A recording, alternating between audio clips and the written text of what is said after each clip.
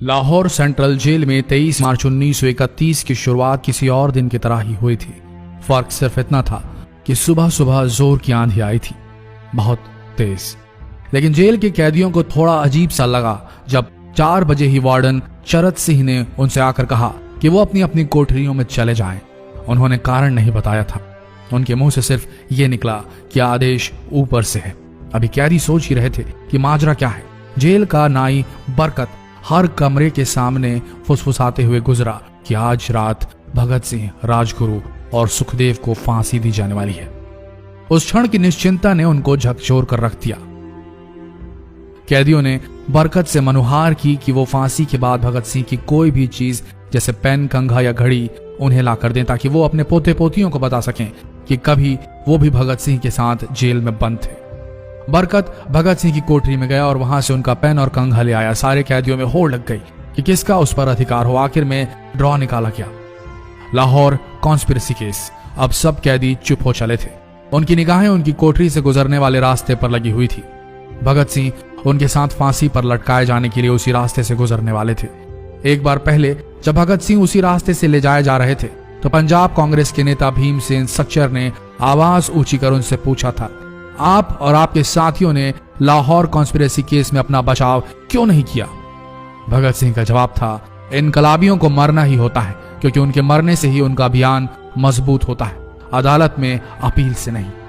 Warden चरत सिंह भगत सिंह के खैर ख्वाह थे और अपनी तरफ से जो कुछ बन पड़ता था उनके लिए किया करते थे। उनकी वजह से ही लाहौर की द्वारकादास लाइब्रेरी से भगत सिंह के लिए किताबें निकलकर जेल के अंदर आ पाती थी। भगत सिंह की जेल की जिंदगी काफी कठिन थी। किताबें पढ़ने का शौक हो चला था उन्हें कि एक बार उन्होंने अपने स्कूल के साथी जयदेव कपूर को लिखा था कि वो उनके लिए कार्ल लिब्कनेcht की मिलिटरिज्म, लेनिन की लेफ्ट विंग कम्युनिज्म और ऑप्टन सिंक्लेयर का उपन्यास द स्पाई कुलबीर के जरिए भिजवाएं। भगत सिंह जेल की कठिन जिंदगी के आदी हो चले थे। उनकी कोठरी नंबर 14 का फर्श पक्का नहीं था, उस पर घास उगी हुई थी। कोठरी में बस इतनी ही जगह थी कि उनका 5 फुट 10 इंच का शरीर बमुश्किल उसमें लेट पाए। भगत सिंह को फांसी दिए जाने से 2 घंटे पहले उनके वकील प्राणनाथ मेहता उनसे मिलने पहुंचे। मेहता ने बाद में लिखा कि भगत सिंह अपनी छोटी सी कोठरी में पिंजड़े में बंद शेर की तरह चक्कर लगा रहे थे। इनकलाब जिंदाबाद। उन्होंने मुस्कुराकर मेहता को स्वागत किया और पूछा कि आप मेरी किताब रिवोल्यूशनरी लेनिन लाए या नहीं। जब मेहता ने उन्हें किताब दी तो वे उसे उसी समय पढ़ने लगे मानो उनके पास अब ज्यादा समय न बचा। मेहता ने उनसे पूछा कि क्या आप देश को कोई संदेश देना चाहेंगे। भगत सिंह ने किताब से अपना मुंह हटाए बगैर कहा, सिर्फ 2 संदेश, साम्राज्यवाद मुर्दाबाद और इनकलाब जिंदाबाद। इसके बाद भगत सिंह ने मेहता से कहा कि वो पंडित नेहरू और सुभाष चंद्र बोस को मेरा धन्यवाद पहुंचा दे जिन्होंने मेरे केस में गहरी रुचि ली थी। भगत सिंह से मिलने के बाद मेहता राजगुरु से मिलने उनकी कोठरी पहुंचे। राजगुरु के अंतिम शब्द थे, हम लोग जल्द मिलेंगे। सुखदेव ने मेहता को याद दिलाया कि वो उनकी मौत के बाद जेलर से वो कैरम बोर्ड ले लें जो उन्होंने उन्हें कुछ महीने पहले दिया था। मेहता के जाने के थोड़ी देर बाद जेल अधिकारियों ने तीनों क्रांतिकारियों को बता दिया कि उनको वक्त से 12 घंटे पहले ही फांसी दी जा रही है। अगले दिन सुबह 6 बजे की बजाय उन्हें उसी शाम 7 बजे फांसी पर चढ़ा दिया जाएगा। भगत सिंह मेहता द्वारा दी गई किताब के कुछ पन्ने ही पढ़ पाए थे। उनके मुंह से निकला, क्या आप मुझे इस किताब का एक अध्याय भी खत्म करने नहीं देंगे? भगत सिंह ने जेल के मुस्लिम सफाई कर्मचारी बेबे से अनुरोध किया कि वो उनके लिए उनको फांसी दिए जाने से 1 दिन पहले शाम को अपने घर से खाना जरूर लाएं। लेकिन बेबे भगत सिंह की इच्छा पूरी नहीं कर सके क्योंकि भगत सिंह को 12 घंटे पहले फांसी देने का फैसला ले लिया गया और बेबे जेल के गेट के अंदर ही नहीं घुस पाए। थोड़ी देर बाद तीनों क्रांतिकारियों को फांसी की तैयारी के लिए उनकी कोठरियों से बाहर निकाला गया। भगत सिंह, राजगुरु और सुखदेव ने अपने हाथ जोड़े और अपना प्रिय आजादी गीत गाने लगे। कभी वो दिन भी आएगा कि जब आजाद होंगे हम, या अपनी ही जमीन होगी या अपना आसमान होगा। फिर इन तीनों का एक एक करके वजन लिया गया। सबके वजन बढ़ गए थे। इन सब से कहा गया कि अपना आखिरी स्नान करें। फिर उनको काले कपड़े पहनाए गए लेकिन उनके चेहरे खुले रहने दिए गए। चरत सिंह ने भगत सिंह के कान में फुसफुसा कर कहा कि वाहे गुरु को याद करो। फांसी का तख्ता भगत सिंह लिए बोले, पूरी जिंदगी मैंने ईश्वर को याद नहीं किया। असल में मैंने कई बार गरीबों के कलेश के लिए ईश्वर को कोसा भी है। अगर मैं अब उनसे माफी मांग लूं तो वो कहेंगे कि इससे बड़ा डरपोक कोई नहीं। इसका अंत नजदीक आ रहा है, इसलिए ये माफी मांग रहा है। जैसे ही जेल की घड़ी ने 6 बजाया, कैदियों ने दूर से आती कुछ पद चांपें सुनी। उनके साथ भारी बूटों के जमीन पर पड़ने की आवाजें भी आ रही थी। साथ में एक गाने का भी दबा स्वर सुनाई दे रहा था, सरफरोशी की तमन्ना अब हमारे दिल में है। सभी को अचानक जोर जोर से इनकलाब जिंदाबाद और हिंदुस्तान आजाद हो के नारे सुनाई देने लगे। फांसी का तख्ता पुराना था, लेकिन फांसी देने वाला काफी तंदुरुस्त। फांसी देने के लिए मसीह जल्लाद को लाहौर के पास शाहदरा से बुलवाया गया था। भगत सिंह इन तीनों के बीच में खड़े थे।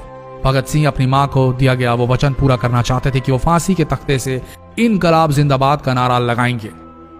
लाहौर जिला कांग्रेस के सचिव पिंडी दास सोंधी का घर लाहौर सेंट्रल जेल से बिल्कुल लगा हुआ था।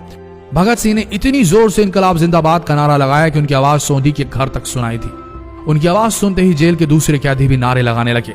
तीनों युवा क्रांतिकारियों के गले में फांसी की रस्सी डाल दी गई, उनके हाथ और पैर बांध दिए गए। तभी जल्लाद ने पूछा, सबसे पहले कौन जाएगा? सुखदेव ने सबसे पहले फांसी पर लटकने की हामी भरी। जल्लाद ने एक एक कर रस्सियां खींची और उनके पैरों के नीचे लगे तख्तों को पैर मारकर हटा दिया।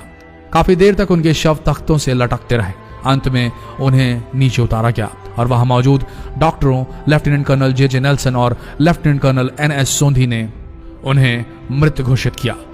एक जेल अधिकारी पर फांसी का इतना असर हुआ कि जब उससे कहा गया कि वो मृतकों की पहचान करें तो उसने ऐसा करने से इनकार कर दिया।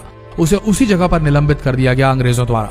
एक जूनियर अफसर ने यह काम अंजाम दिया। पहले योजना थी कि इन सब का अंतिम संस्कार जेल के अंदर ही किया जाएगा, लेकिन फिर यह विचार त्यागना पड़ा जब अधिकारियों को आभास हुआ कि जेल से धुआं उठते देख बाहर खड़ी भीड़ जेल पर हमला कर सकती है। इसलिए जेल की पिछली दीवार तोड़ी गई। उसी रास्ते से ट्रक जेल के अंदर लाया गया और उस पर बहुत अपमानजनक तरीके से उन शवों को एक सामान की तरह लाद दिया गया।